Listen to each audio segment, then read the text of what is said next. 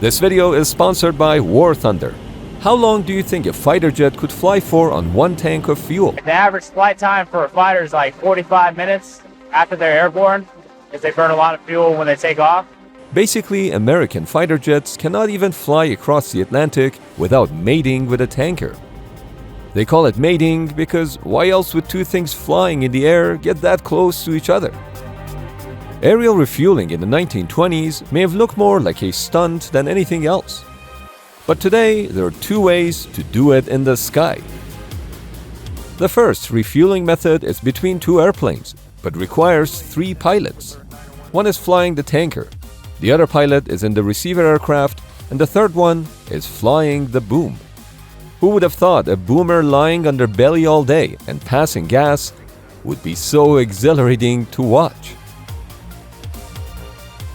The second method uses a flexible hose and a basket that trails behind the tanker aircraft, while another aircraft receives fuel via a probe.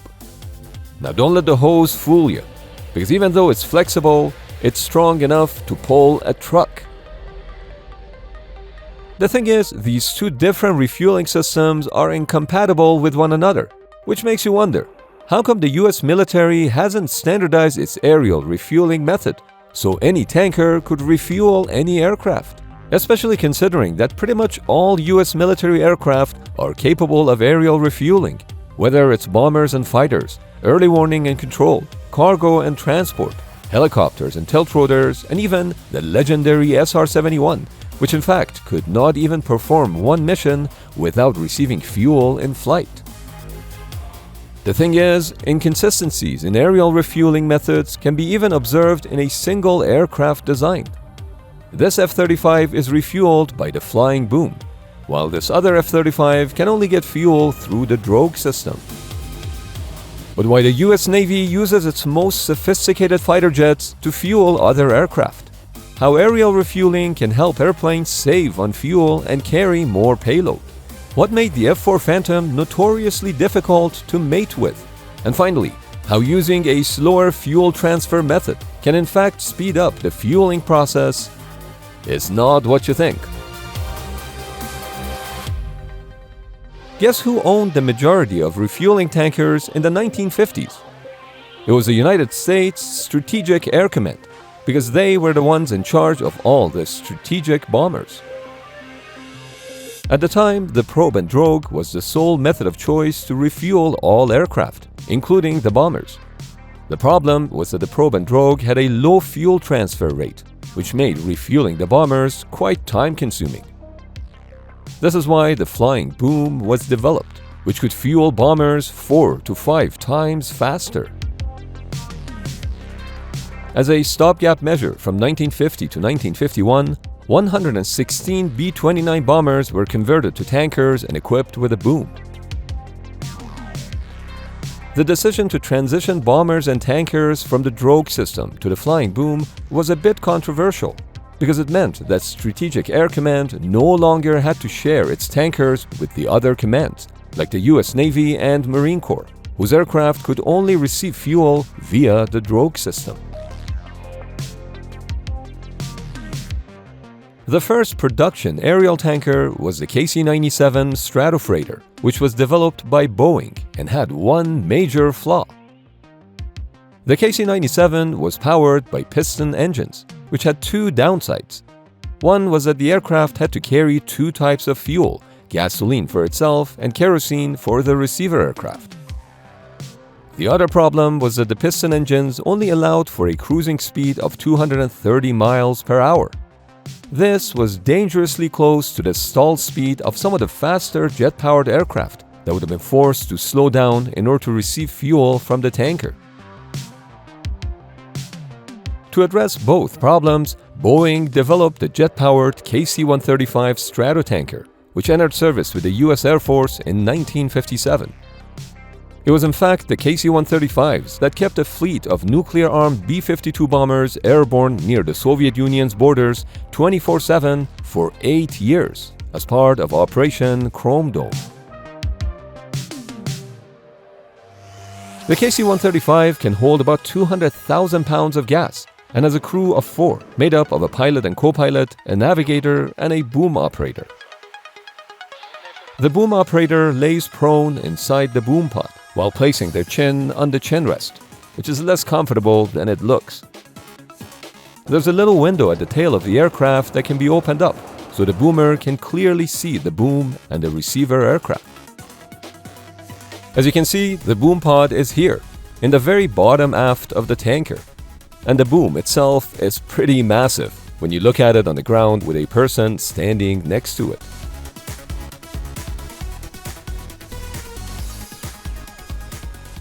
As the receiver approaches, the pilot tries to align the aircraft with the yellow stripe painted on the center line of the tanker, which is in line with the flying boom. There are also 2 rows of lights on the belly of the tanker, known as pilot director lights. One set of lights tells the receiver pilot if they should move forward or aft, and the other lights indicate the need to move up or down. Alternatively, this communication could be done over radio.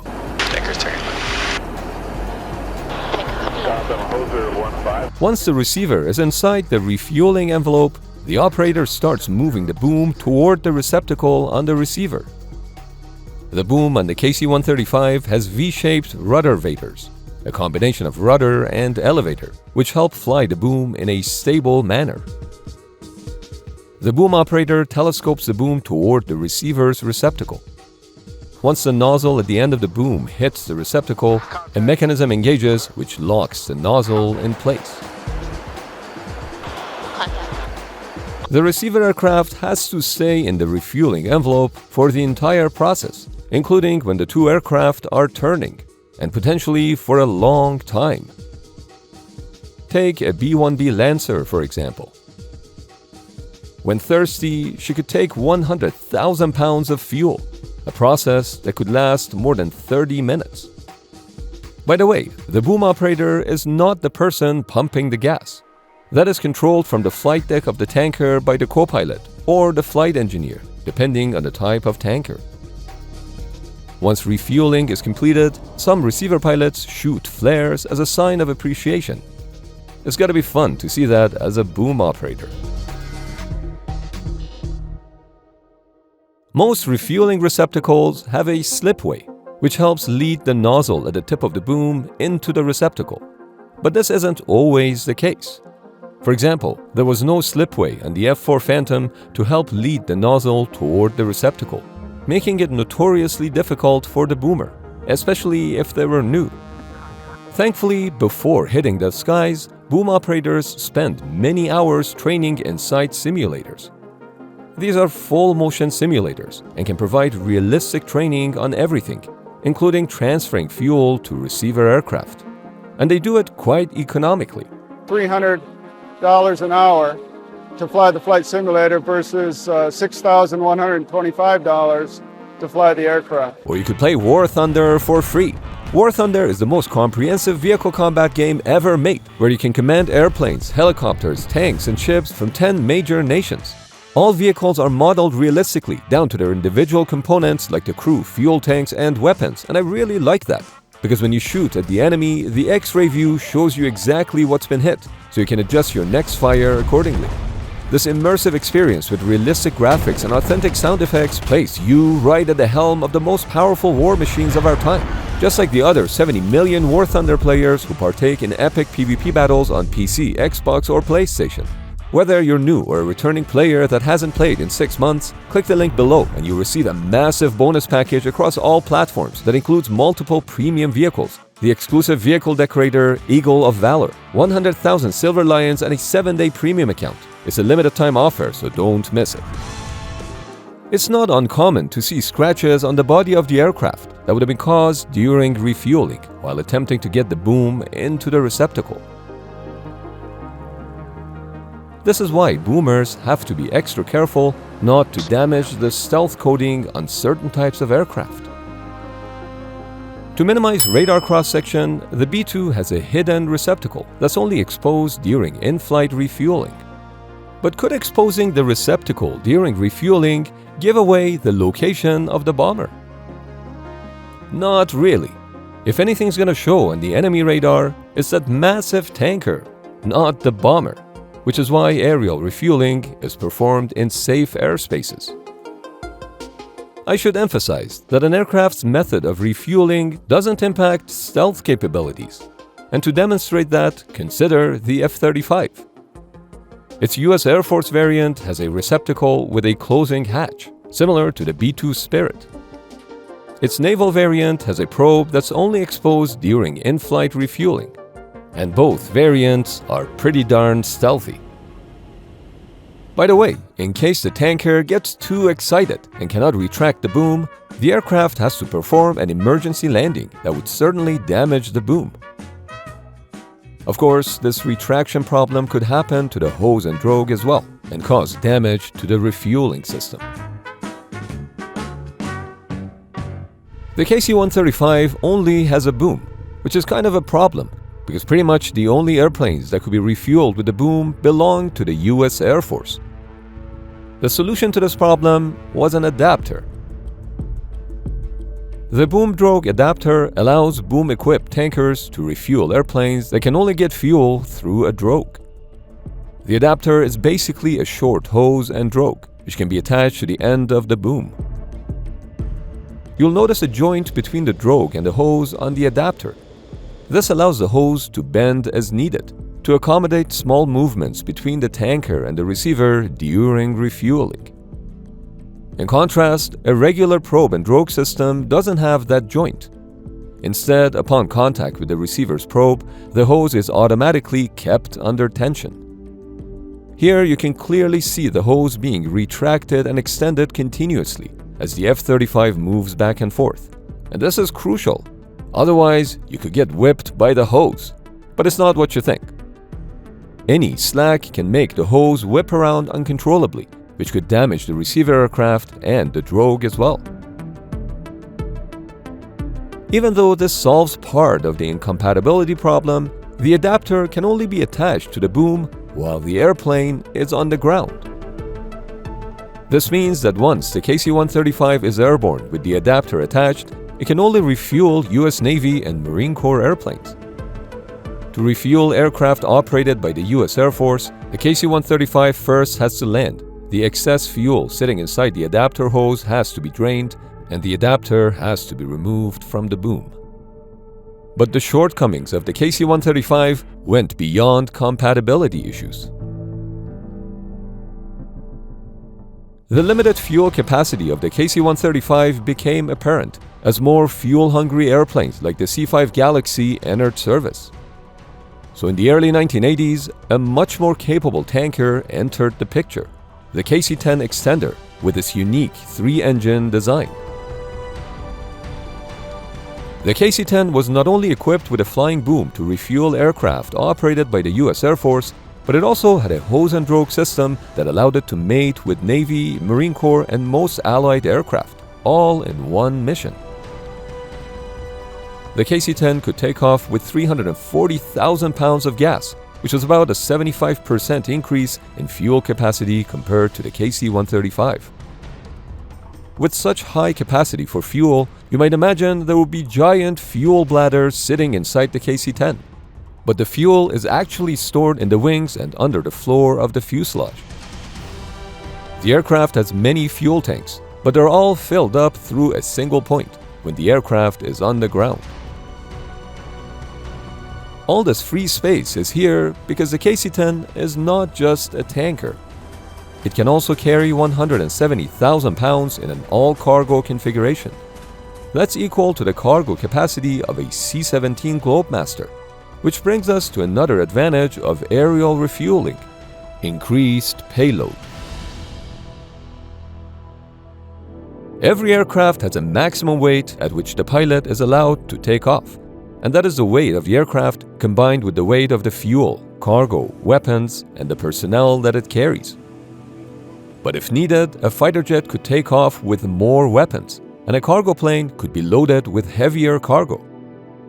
The maximum takeoff weight would not be exceeded by simply carrying less fuel at takeoff and then topping up with the help of a tanker once airborne.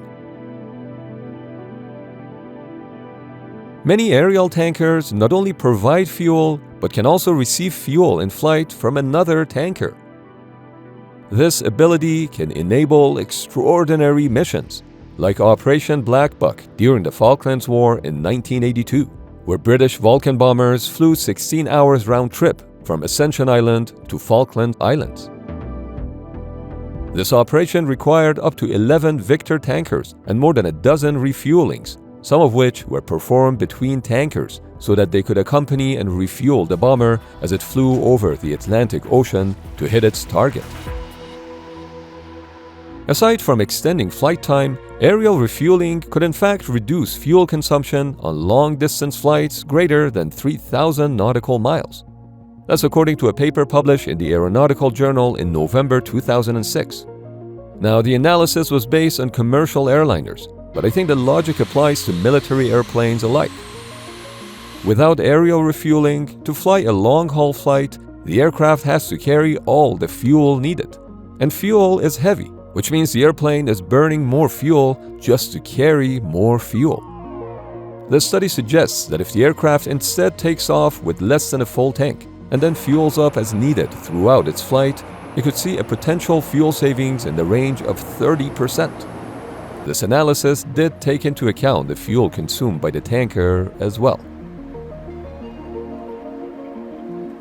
Back to the KC-10 extender, which made the life of the boom operator a lot easier. You'll notice that the boom on the KC-10 is equipped with elevators and rudders, which provides better flying characteristics, and that's very important. The boomer can now sit up instead of lying on their belly.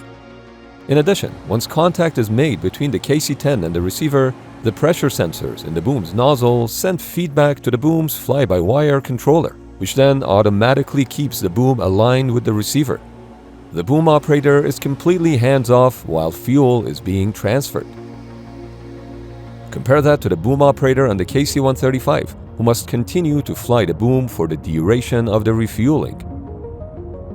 But then came the newest tanker in the fleet, the KC-46 Pegasus, which completely changed the game for boom operators.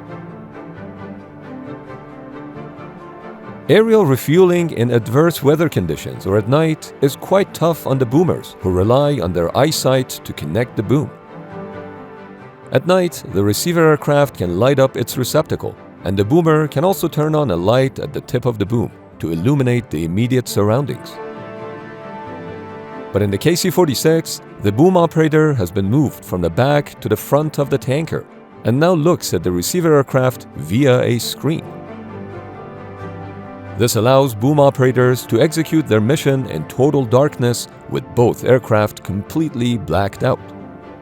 Operators can wear 3D glasses to get better depth perception when looking at the screen. I think another unique advantage of this system is that boom operators experience a much smoother transition when going from training inside a simulator to actually refueling the aircraft. Because in both cases, it looks like playing a very real video game, one that can transfer 1,200 gallons of fuel in a minute. That's more fuel than an average car uses in a year. In contrast to the flying boom, the probe and drogue system doesn't need a dedicated operator. The hose is simply reeled out, and it's the pilot and the receiving aircraft who's in full control of the connection process. Of course, this means that it could take a pilot a few attempts to make contact because of the movement of the drogue due to air turbulence. The hose allows for a safer distance between the two aircraft and a bit more flexibility in moving around, whereas the proximity of the tanker and the receiver when using the flying boom at times could be quite risky. That said, it's possible for the probe and drogue to not connect perfectly, resulting in a spray, which is basically fuel being lost in the process. And if the spray gets too bad, the receiver aircraft may have no choice but to disconnect from the drogue and connect again. Was there spray or something? Helicopters can only receive fuel via the drogue system, but they cannot be refueled by any of the tankers that we've mentioned so far. Only the propeller-driven KC-130 Hercules can refuel helicopters, and that's because it can fly slowly enough to mate with them, something that would stall the turbofan-powered KC-135, KC-10, and KC-46. The flying boom is a heavy and complicated system, which means it can only be installed in a larger aircraft. But such a large aircraft cannot be operated from the flight deck of an aircraft carrier. This is why the US Navy has not adopted the flying boom and continues to use the much simpler and lighter probe and drogue system. In fact, you could simply install refueling pods equipped with probe and drogue on a fighter aircraft and reconfigure them for buddy tanking, like the US Navy does with some of its F/A-18 Super Hornets.